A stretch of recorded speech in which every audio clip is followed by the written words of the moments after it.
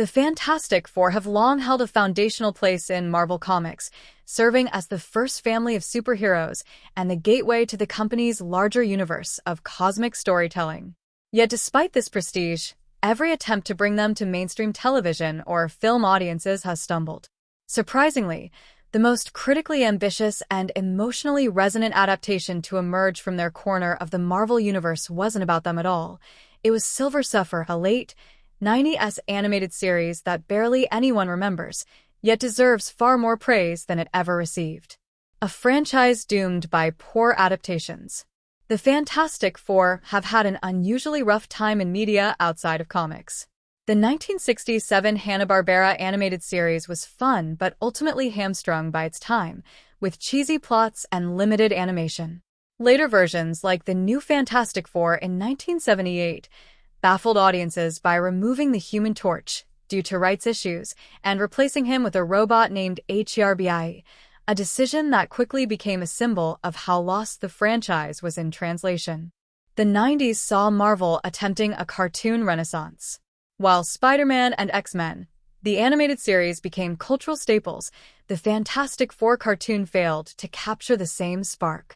Its early episodes were overly faithful and lacking emotional depth, and even though its second season improved dramatically with better animation and more nuanced storytelling, it still didn't achieve the same status as its Marvel peers.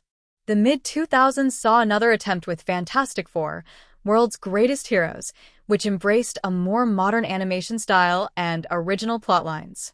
Unfortunately, erratic scheduling and poor marketing kept it from gaining any traction.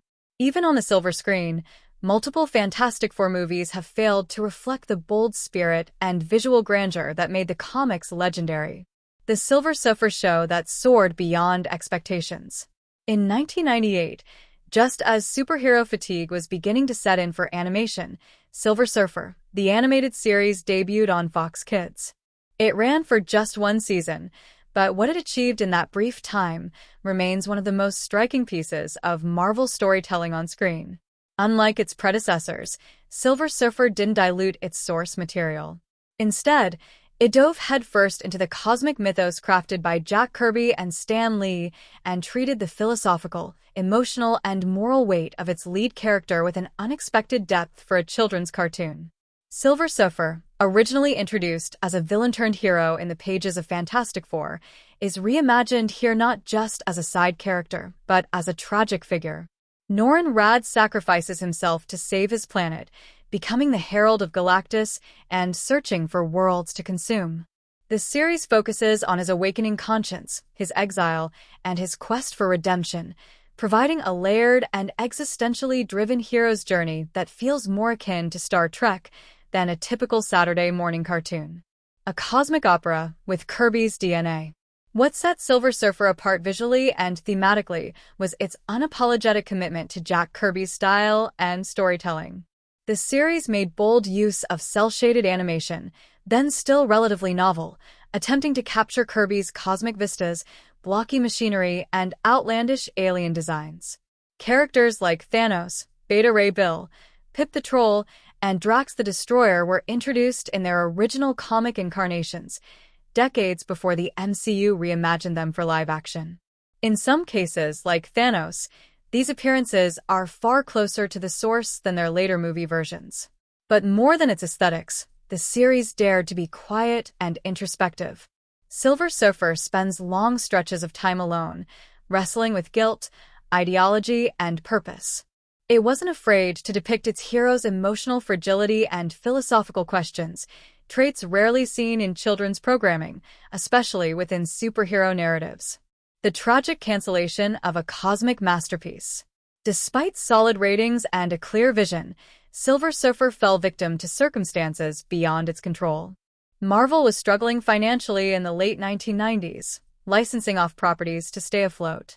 With Fox owning the rights to the Fantastic Four and, by extension, the Silver Surfer, legal entanglements prevented the series from continuing. A second season was outlined, cliffhangers were left unresolved, and fans were left with a beautiful yet incomplete cosmic opera that ended just as it found its voice. The show's cancellation is often cited alongside X-Men, the animated series, and Spider-Man Unlimited as part of Marvel's broader media collapse in the late 90s. Ironically, this fall paved the way for the cinematic rebirth of the brand, but it also marked the loss of one of the most artistically ambitious Marvel shows ever produced. A blueprint for the MCU's future. As Marvel Studios prepares to reintroduce the Fantastic Four into the Marvel Cinematic Universe, Silver Surfer offers a potential blueprint for what the franchise could and should be. Instead of safe, formulaic storytelling, the MCU would benefit from leaning into the introspective and cosmic potential that characters like Silver Surfer bring. His story is tailor-made for modern audiences craving more thematic depth and visual wonder than the increasingly familiar Marvel formula currently provides. With Marvel now having full control over the Fantastic Four and Silver Surfer rights, and with multiversal storytelling in full swing, there's no better time to revisit Silver Surfer, the animated series, and recognize it for what it was, a forgotten classic. It's more than just a spin-off. It's the most emotionally resonant and visually faithful adaptation of Kirby's cosmic canon to date.